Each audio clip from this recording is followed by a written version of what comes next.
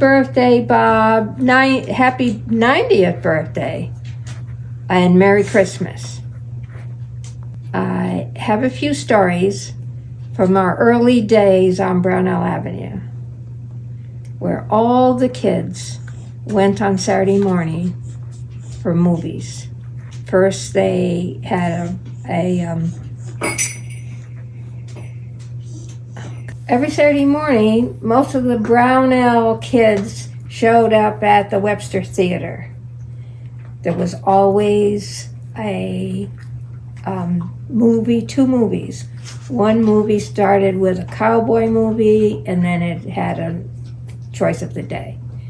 Most of the kids lined up for their candy before the film, because the candy was chosen according to how long the candy was going to last. So most of them were things like Good and Plenty and some of the other things that take a while to get through the box. So the film would be shown. Both movies were kind of long, so it took most of the morning, gave our parents time to have a day without the kids around in the morning. So, of course, Bob decides, well, why don't we just make our own movies? And he had this little camera that, I don't know how to explain that camera, but... Use your hands. Yeah, it's just one that you wind around, and it's not a talkie, it just showed, the pictures. So Bob decides that, why don't we just make our own? So first of all, we have to find a place to hold it. And once again, we go to the street, I can't say the word. So someone in the neighborhood, agreed that in their garage we could show these films. So my brother decides that he'll do all the parts, and all that's going to be shown is what you see on the screen. So it's a silent movie. It's a silent movie, and he does the parts and also what noise or whatever chairs get knocked over or whatever. The sound effects. Sound effects, yes. And this becomes just, everybody loves it because, of course, he's very funny. And when he puts on everything, he's got everybody laughing. I can't remember. I think they charged a couple pennies, but I'm not quite sure.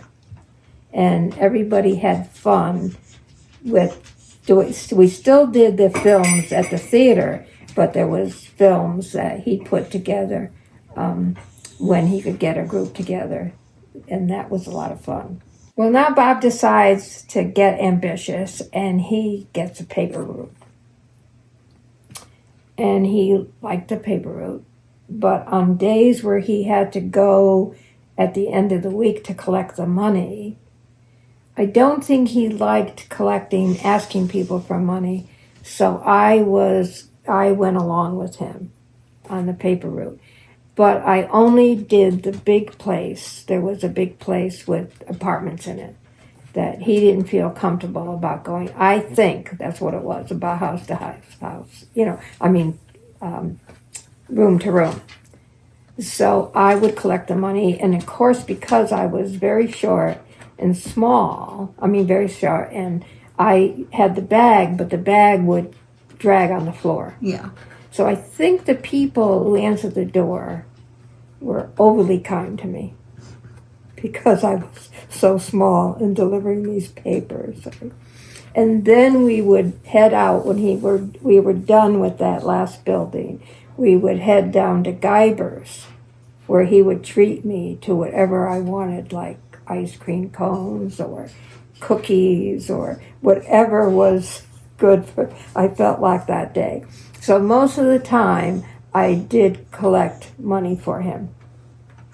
And I think he was happy about that. And then he discovered that, yes, I could handle a little bit of paper deliveries. So if he really had something he wanted to do with his friends, which was seldom, but he would say, can you finish my paperwork? The paper thing, because I have something else I want to do. And that's how we got started with the paper route and with my tagging along with him. Sounds like He was a good manager at a young age. Yes, yes, he was a good manager. So we had a lot of fun, and we stopped at Guyber's, and we would have the treats of the day, right?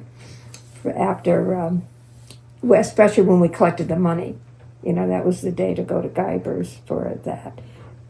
So I don't remember what happened to the paper. I don't remember how many years he did go on. Maybe just a couple years. He probably was on to something else. But I do remember carrying that bag around in the apartment building. So one day there's a lot of excitement in school, and it seems that there is a missing student, and they're looking for it. But I think there were a couple other missing students along with them. But they were missing, and nobody knew where they were. So there was a lot of worry and people making phone calls, and lo and behold, who arrives home late for after school?